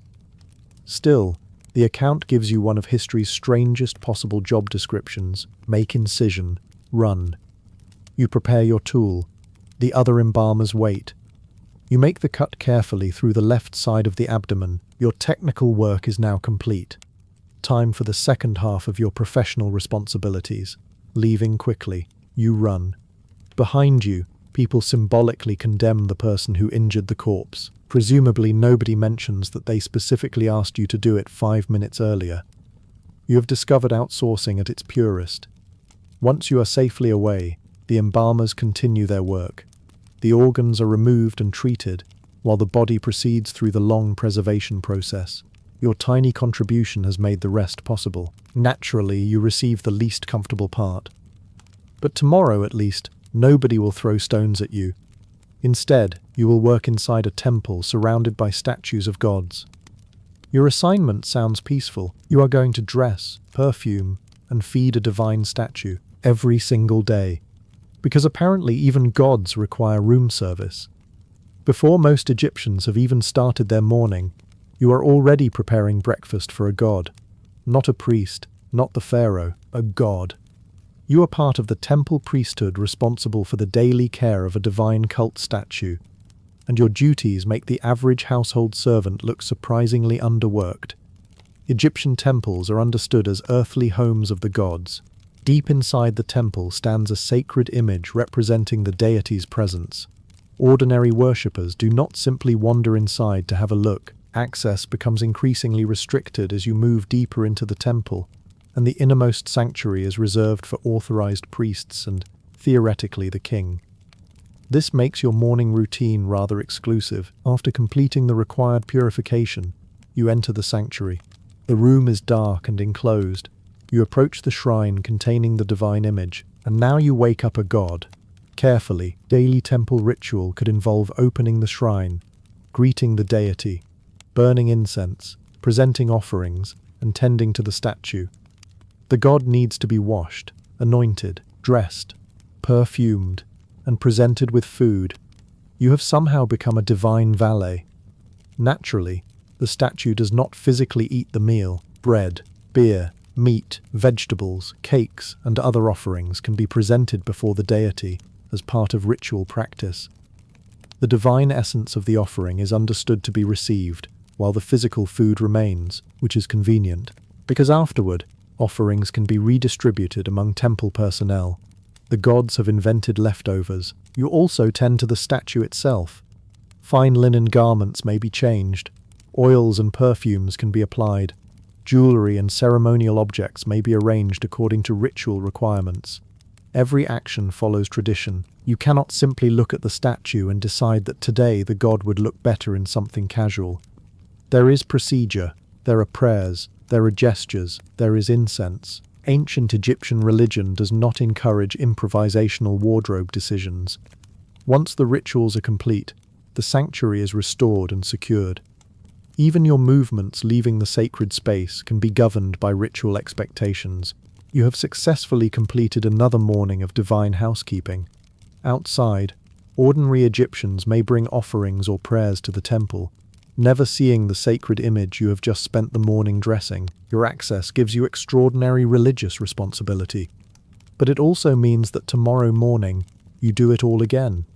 The god apparently does not have weekends. Still, your final bizarre profession will take us away from quiet temple chambers. You are heading somewhere considerably louder, because our last worker makes a living controlling one of Egypt's smallest but most unpleasant threats: scorpions. And when someone gets stung, everyone suddenly becomes extremely interested in your qualifications. For your final profession, you will be working with something much smaller than a crocodile. This does not make it better. You are dealing with scorpions. In ancient Egypt, scorpions are a genuine part of everyday danger, particularly in dry environments where they can hide beneath stones, inside cracks, around buildings, or among stored materials. Several species are capable of painful and potentially dangerous stings, so Egyptians developed magical and religious methods intended to protect people from them.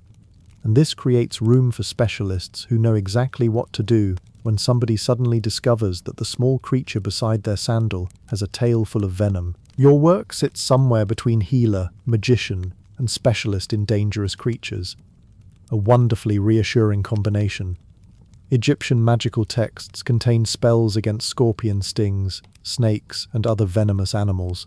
The goddess Serket is especially associated with scorpions, protection, healing, and dangerous venom. If someone is stung, practical treatment might be accompanied by spoken spells and ritual actions. To the Egyptians, this is not necessarily a contradiction. Medicine and magic can comfortably share the same room, preferably a room without scorpions. You may recite protective formulas invoking gods who have power over venomous creatures. Certain magical texts tell stories in which divine figures themselves encounter dangerous animals, creating a sacred precedent for healing the patient. The logic is powerful. If divine magic defeated venom before, perhaps repeating the correct words can make it happen again. Your patient is understandably enthusiastic about this possibility, especially because his hand is swelling. You prepare remedies, you speak the appropriate words. Everyone watches, no pressure. Protective objects can also play a role. Amulets and magical stelae associated with figures such as Horus were believed to provide protection against dangerous animals. Water poured over inscribed magical images could itself become part of a healing ritual. Ancient Egypt has essentially invented medicinal water with extremely elaborate instructions. But your reputation depends on results. When nothing happens, nobody remembers you. When somebody gets stung, suddenly you are the most important person in the village. And that brings us to the end of our working day. We have carried royal sandals, cried professionally, investigated tomb robberies, shaved priests, fed crocodiles, brewed beer, measured floods, crossed deserts, mined gold, prepared mummies, served gods, and now confronted scorpions. Ancient Egypt may be remembered for pharaohs, but behind every pharaoh stood thousands of ordinary workers performing extraordinary jobs. And after 35 of them, perhaps your own Monday morning no longer seems quite so bad.